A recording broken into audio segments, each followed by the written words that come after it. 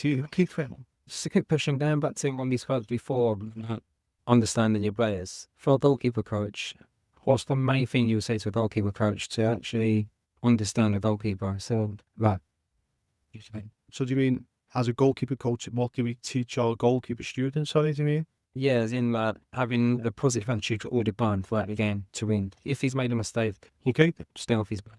Yes. Don't keep shouting stuff at him Okay. to get him refocused for the next moment. Brilliant. Okay. So the first thing is you've got to realise that this doesn't happen overnight. And so when I speak to my students or anyone, because I help people also goalkeeping as well, but for me, first of all, you've got to let your students know, or as goalkeepers, we've got to know ourselves that we are going to make mistakes. Because when you start saying, I'm not going to make a mistake, I'm not going to make a mistake, first of all, you're lying to yourself because we know we're going to make a mistake. But also as well, if you keep saying, I won't make a mistake, I won't make a mistake, and when you do make a mistake, that's when you sort of like, you destroy yourself. You've got to understand yourself or teaching your students that, look, you're going to make mistakes, but it's how you deal with them. And the difference between keepers that play at this level or that level or play for 10, 20 years, it's not necessarily, obviously, the ability, but the goalkeepers that can bounce back from a mistake or not let the mistakes affect them, they're the ones that go on and have great careers. The first thing I'd be saying to my students is, look, you're going to make mistakes. It's part of the game, but we're going to teach you how to open. And obviously, I don't want to go into too much detail here because of time. So I'll try and give a quick version, because as a coach, and we're coaching our students, or even if we're coaching ourselves as goalkeepers, this is something that it's on a daily basis. On a daily basis for weeks, months, and it never stops. Even myself, when my career's finished, it still never stops. In terms of obviously, preparing for anything and everything, but going back to imagine how I'm speaking to my students and I'm trying to sort of answer the question and sort of like the shortcuts, if that makes sense. Now, one of the things that we learn our students pretty fast about for the trigger point, and you've probably seen yourself, guys, with a goalkeeper, they let a goal in, some of them hit stack themselves, some of them might go the back of the post, some of them will take the wrist strap off. And again, I don't want to shortchange his here by giving you a quick answer, but I don't want to bore you to death at the same time. So for me, my trigger point was that I tighten my gloves. I take my wrist strap off and then tighten it again. And what a trigger point is, guys, is that's sort of letting you resetting yourself. Yeah. And so I'm going to go deep now, sorry. So another thing that you can do for yourselves and your students. So let's say, for example, that you know that you're on average, you'll make a mistake. Let's say every 20 games, for example. If it's important that you do this, guys, and for your students, can you imagine that you've made a mistake in the game? Wait, and any of these guys, instead of like what most goalkeepers do, go, oh my God, I've made a mistake, I want to make another mistake now, oh God, and I'm going to get kicked off the team, and you beat yourself up.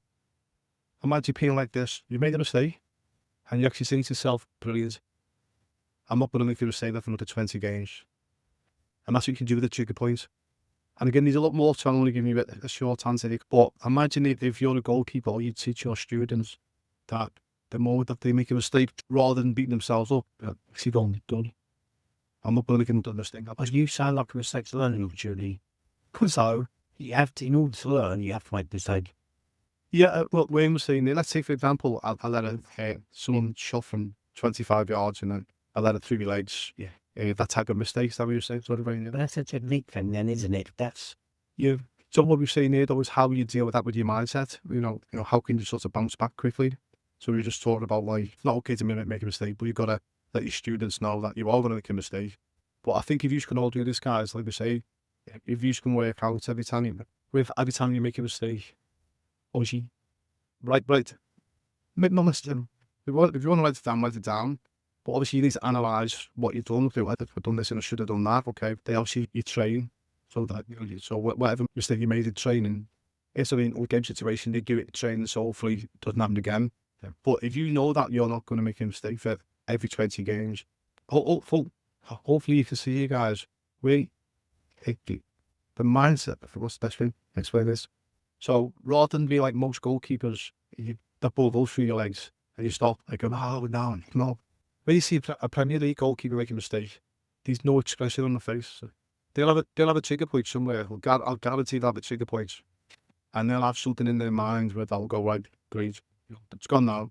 Obviously, a Premier League goalkeeper, they will probably be making mistakes every 40 games, probably. So, like, okay, so imagine having that type of mindset in the game, guys, right? Like, okay, cool, I'm good to 40 games then. Obviously, and it doesn't always go to plan. But once you, as goalkeepers, you understand this, or we teach it to our students, honestly, even like if they're like 7, 8, 9 years of age, if they know, one, it's okay to make a mistake.